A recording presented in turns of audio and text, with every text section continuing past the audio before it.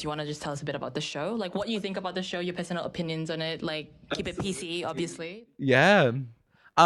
You can say what you want. Yeah, I we'll can cut say it out, whatever we'll I cut it out. want. So By Popular Demand is so it's a TV show that we produce in-house over at the School of Music. It is a showcase essentially of all of our graduating talent from the popular music major. So in the School of Music, I don't know if anybody really knows exactly what we're doing over there, but No. we've got four majors.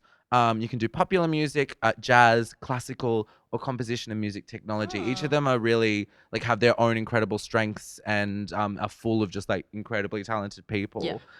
In popular music, you can major in any of the kind of classic modern instruments. So we've got voice majors, we've got guitar majors, we've got keys majors, percussionists and drummers. And this is the sort of their culmination. This is their final project.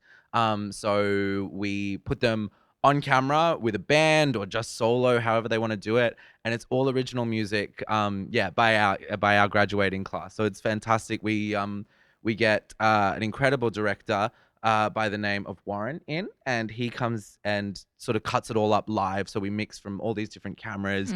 Everything's really student run. We've had students on the sound, students on the lights, all with professional help and guidance. Yes, but yes. it's a really student driven project. I feel like I'm rambling a little bit. No, this is really good insight. Yeah, but it's fantastic. It's all about supporting one another, bringing the sort of first and second years into supporting roles, and really just showcasing our popular music talent before we kick them out into the real popular music industry, which can be a little bit less forgiving maybe than the kumbaya like hand holding, and it's such a beautiful supportive environment. We all really like encourage each other to do our best, and then you kind of get turfed out and you're like, oh gosh, it's a lot, it's crazy out here. So it's really nice that this is like something that we all get to do together right at the end, and kind of push into a professional space.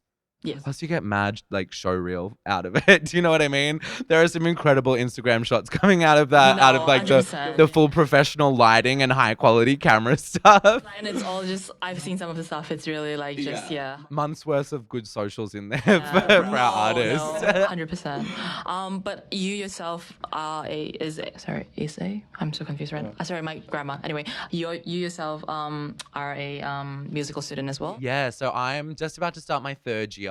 I'm actually a double bachelor. So I do a Bachelor of Science, majoring in ecology and conservation biology, and I do a Bachelor of Music as well. So my major is voice. I'm a vocalist, and pop music is my kind of genre major. Right. So I've been helping both last year and this year as a host. So I've been able to I co-hosted last year with comedian Annie Louie. She was our kind of anchor and our and the face of the whole thing last year, and then this year I got to do it with Belle Bangard, who's Monash alum. I'm pretty sure she was a jazz graduate, and now she's part of the teaching staff over there as well, and she's incredible. She's really talented, really cool person. She's really smiley, like really. Yeah. Oh my gosh, I adore her. I love Belle. So it's been heaps of fun this year, but I won't be hosting it the next season if we are lucky enough to get one. Because I'll be in it. I will be part of the graduating talent that's about to be kicked out into the big bad world. So if season 2 will be coming out next month, and then hopefully season 3 next year we'll have a brand new set of faces on the front of it, which will be awesome. And I'm just curious how you found your role as the host on the show. It's so much fun. Oh my gosh. It was funny. So I was in my first year of the music course, and we just had like this big school-wide seminar, or like a whole school seminar with it was Kate Miller-Heike.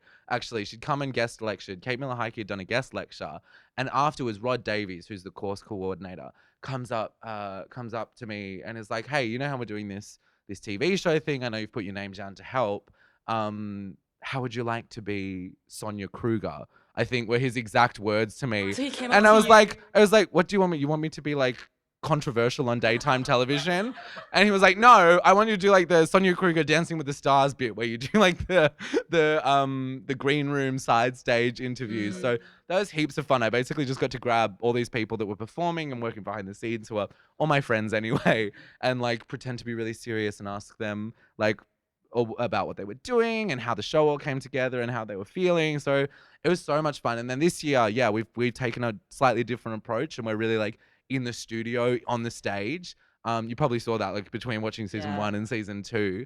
So yeah, this was just kind of like anchoring and keeping everybody clapping, keeping everybody smiling, and just making the whole thing flow. It's heaps of fun. And there's a live audience this year as well compared to last year. Yeah. So we do this during class time, during our performance practice, is normally what the class is, and then for the last 6 weeks we do live recording, and yeah, we bring in a full audience, and as I said before, like everything's being done in single takes. So like we have 4 or 5 cameras set up, students operating all the cameras, like a big crane operation as well, and then Warren, the director, is sitting up and like cutting all the feeds together up in the, I forget what it's called. I don't know about this stuff. I'm on the other side of the lens. I'm the face of the operation. You're not the behind the scenes, but yeah. Although actually I did get to do some lighting and some lighting director stuff. I do a little bit of that around the school as well. So I actually do work on both sides of the camera. I got fingers in every pie. It's great. multi-talented. Get you a gal who can do it all. Really? So I think I'm blanking out a bit, but like, what was I gonna say? I promise I had something that I wanted to say.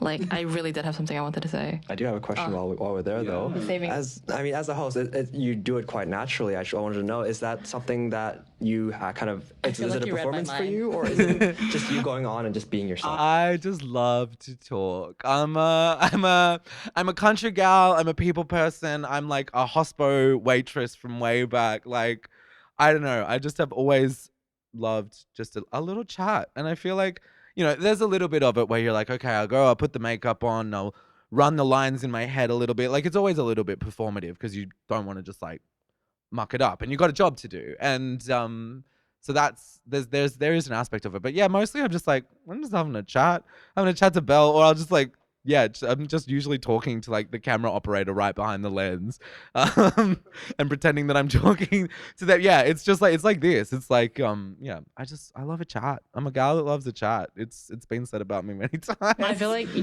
as you know, as he said, like you're really good at it. There's like a lot of interactions with the crowd. Like you get people laughing and stuff like that. And yeah, were you a theater kid as well, or was that Oh my god, I can't believe. Is it still really obvious? Like I've tried. Okay. Were you really trying though? Like, were you really trying? I am, guilty. I am very much a theater kid, music theater kid from well back. High school drama. I actually did high school drama, not high school music. So I thought I was gonna go one way, and then I've pivoted and spent the last 3 years trying to cover up the fact that I'm like a neurotic, high maintenance theater kid. I'm actually really cool, chilled out. Like, I'm a musician type, you know, something cool, like maybe a cigarette and a bar of chocolates for breakfast. And no, I am a theater kid. It's the short answer to your question. Guilty as charged. You said that like it would have went both ways. Was that what you were trying? Like, it would have. Yeah. So I actually, this was sort of I've had too many options ticking around in my brain. I am very indecisive. I've actually been enrolled in like 3 different courses at Monash. So when I graduated high school, like 6 years ago, I was enrolled in nursing and midwifery, and then I came into the science and arts course. And my original intention was to eschew my creative pursuits and go into science and law. Damn. There are a couple of things. I feel like you've covered all the disciplines at this point. Yeah, I was gonna do a whirlwind tour of all the faculties. But in the end, I ended up taking some music electives and really gelling with the people, gelling with the content. And so I went into the Bachelor of Music. And I've always loved the performing arts in sort of all different kinds of disciplines. So yeah, it was just music was what was speaking to me at the time. And it's something that I really love and something that I'm really passionate about. Yeah. So yeah, I was like, fuck it, we ball. Like, No. Please cut me off. Otherwise, I'll talk for fucking ages. No, we love it. Like, it's a lot of things going on. Like, I like how you've like sort of like dipped your toes in everything just to actually know what you want to do and be like brave enough to like do that as well. Like, that's such a like admirable thing. Definitely. I may not be allowed to say this on the uni broadcast, but like not going directly to uni from high school, such a good call. Like I was like, I actually don't think that nursing and midwifery is for me. So I took like a year off. I just worked hospo gigs and, you know, whatever came my way. Then I was actually lucky enough to travel a year because I'm probably that much older than the first year's coming in now. Like I took 2 years off and I still got to travel. That was 2019. I spent months in Europe and in the States, and that was spending all of the money that I'd spent the previous year earning in my little dishy job. And I was like, okay, I will be staying in €9 hostels all year. And then I came back, COVID happened, lots of time for self-reflection. And so I've had like time to gave myself really time to think, work across a bunch of different industries, just dipping my like you said, dipping my toes into a bunch of different stuff, and eventually I settled on things which I love, which are ecology and conservation biology. It's my Bachelor of Science major, and my Bachelor of Music as well. Just things that I care about, because I think passion will trump the plan most of the time. It's good to have both, but like you can improvise if you care about what you're doing, and you can make it work. Whereas if you don't, it's a bit, if the plan goes awry, you just kind of throw your hands in the air and you're like, what am I going to do? I feel like there's a question there. Sorry, back. No, do you want any more sage life advice? I feel like I'm on a self-help show. No, like it's really good. Like I feel like I've always just been fascinated by people who just have done multiple things, like tried out multiple things and sort of just feel it out. I was just wondering, like, because now you do music and this is like what you want to do now. Like, do you want to talk a bit about like what type of music you do? Like the type of music you do? I've said that? Yes, the type of music you. Yeah, for sure. I'd love to. So the great thing about the popular music major is it's really not bound by genre in a really like tight way, or like it's not quite so constrained by the repertoire, maybe the way that like jazz is, or maybe that classical is. Like they develop their own incredible skill sets, like that are so perfect for the industries that, or for the genres and you know, sub industries that they're working in.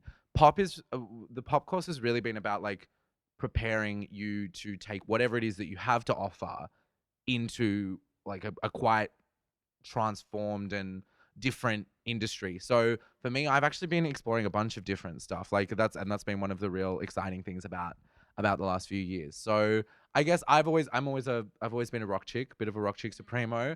Which you wouldn't know from looking at me. I feel like it doesn't mesh with the theater kid thing. Yeah. I'm doing multiple things at the same time.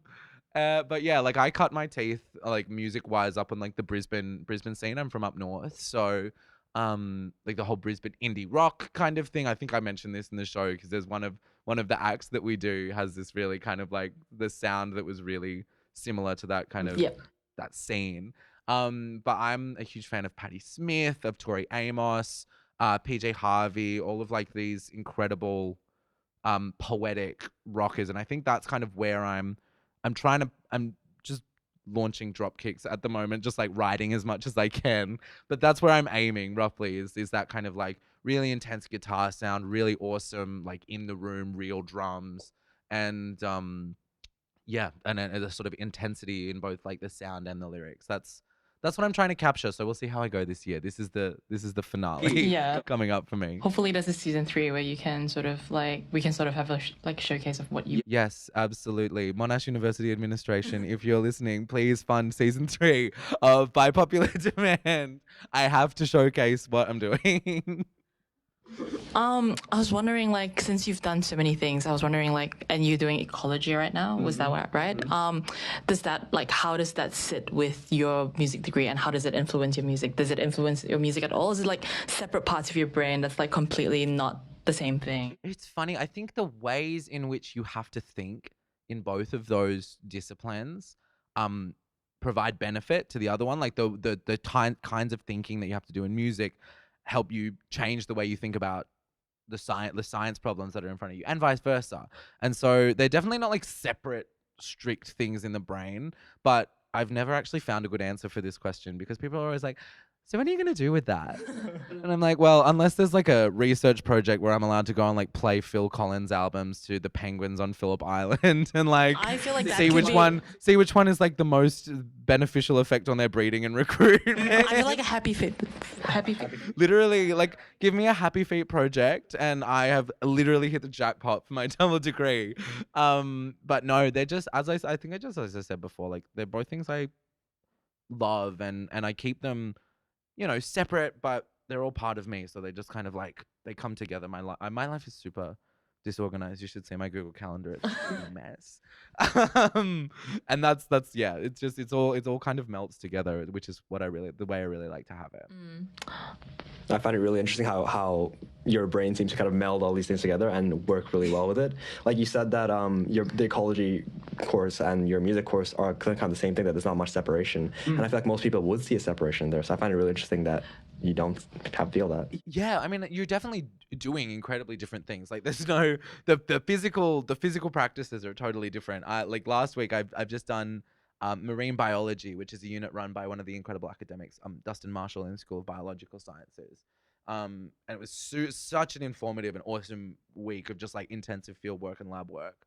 But I like was harvesting snails off of a rock platform at Sandringham Beach and putting them in little containers and measuring how much they eat versus how much they put out, and kind of trying to create a relationship between that and their body size, which sounds very niche. It's a study called, it's the thing called allometry. It's all about like body size. There is a name for it. Yeah. There is a name for it. So like that has absolutely no physical bearing on the ways in which I like I'll put on my end of year like showcase, or when I do by popular demand and I get in front of the camera or on the microphone, like there's no overlap there. So they're definitely different. It's just like, I think the way, like, yeah, I guess I'm talking more about the soft skills that you get about like maybe collaboration and teamwork from working in ensembles and those kinds of things in music versus like having structure and analysis and you know, designing experiments and seeing them through from start to finish so that you understand the kind of logic behind what you're researching and the conclusions that you draw. Like they're different mental skill sets, which I like to cross apply. It makes me a nightmare to deal with, actually. But I feel like it makes you like a really like your personality really shows through that, I feel. And like the way I mean on the show as well, like the way you dress, I assume that you dress yourself and it's not like there's a couple of moments on camera where I'm like, wow, I really did dress myself this year. This year was a DIY hair and makeup and wardrobe. Last year I got my makeup done, which was awesome. Yeah. This year I did it myself. I was like, Rod, don't even worry. Rod was our producer and one of the professors. I was like, don't even worry about it. I'll just do it myself. It's literally fine.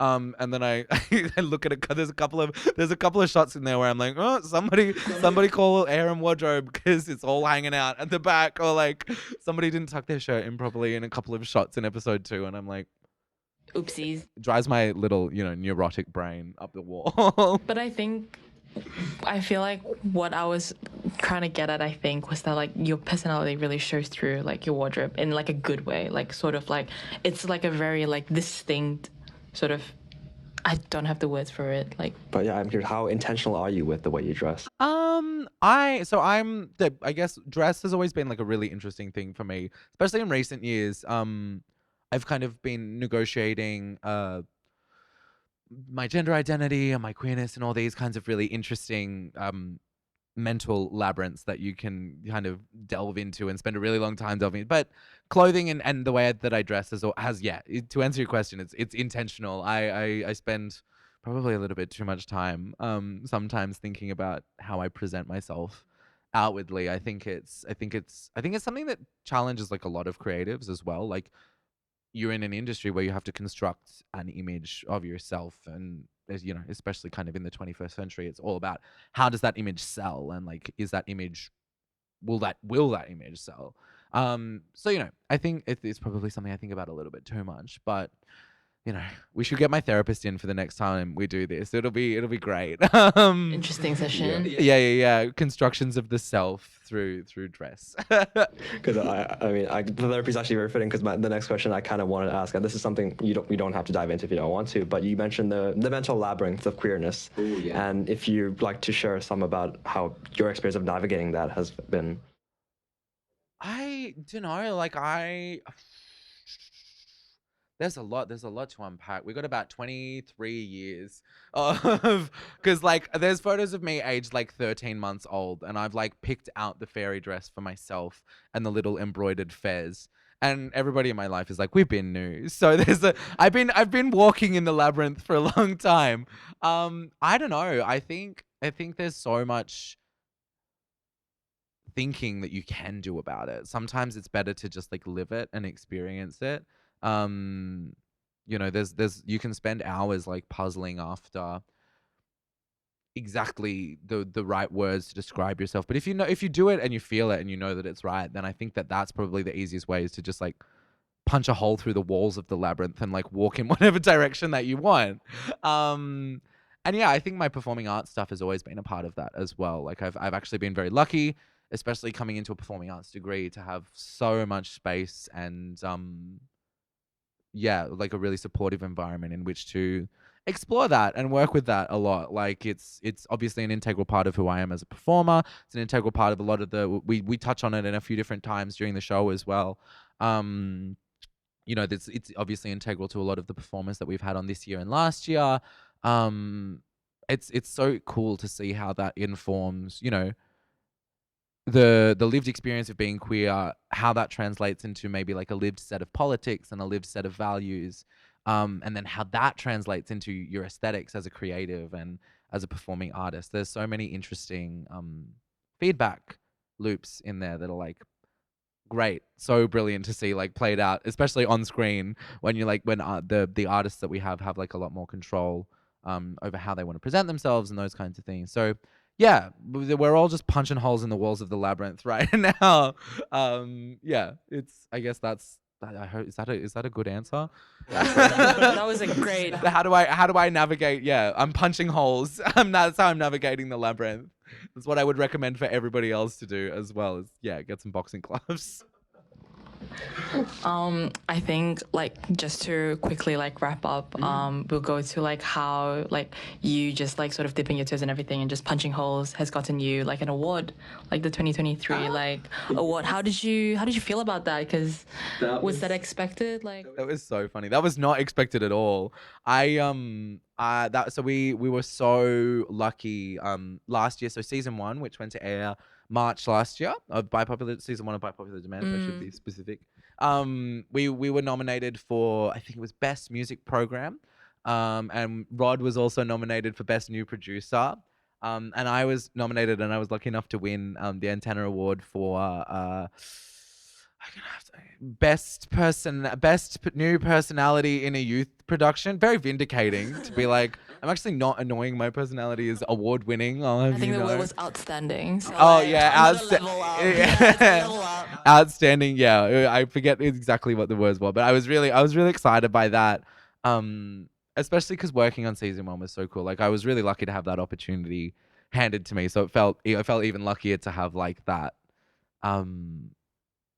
My work in that capacity acknowledged. It was really, really nice. But I just think it was so much fun. There's so much beautiful creative skill and potential and I don't know, je ne sais quoi, in community television and community industries and all those kinds of things. They're so deserving. Community theater is where I did all of my like performing community music events.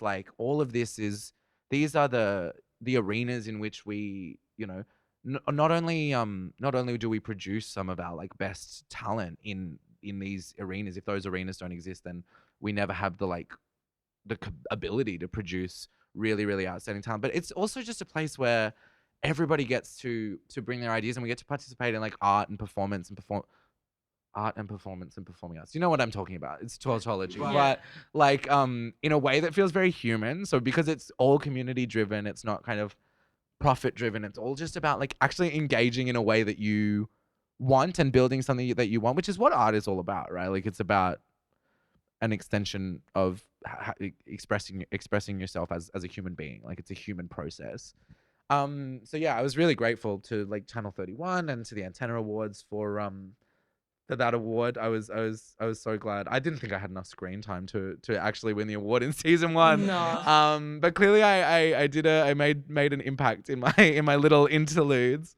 But yeah, I mean that was just as much a testament to everybody else that was on the show, and people that put in, like, we were recorded some of those interview segments like well after normal recording and finished. We were there until like 9 o'clock at night with people holding cameras and microphones, and Rod was there and Warren was there, and we were just like slogging it out. So, you know, I am really, really grateful about that award, and really grateful to everybody else that made it happen. So yeah, thanks for bringing up my achievements, my outstanding and award-winning personality. I feel like I'm not sure if I should put it in my Tinder bio or not. Like literally. That is literally something that you can put in your Tinder bio. Yeah, like certified award-winning new personality. No, like, 100%. Like a peer-reviewed personality. Yeah, literally. Like I'm not just saying it. I'm being for real. The people, a jury has decided. And I think this is a good time. I'm getting my phone out immediately after this interview to fix it up. I think this is a really good time to wrap up. Thank you so much for coming in. Thank you so much for having me. I was gonna say us, but there's only one of me. I feel like with so many things that you've done already, I feel like there's multiple of you. That's the right descriptor. I feel like, yeah. But yeah, thank you so much. I'm really excited about this next season, so I'm really glad that we got to come and talk about it. It was so much fun. Thanks for having me. Thank you very much.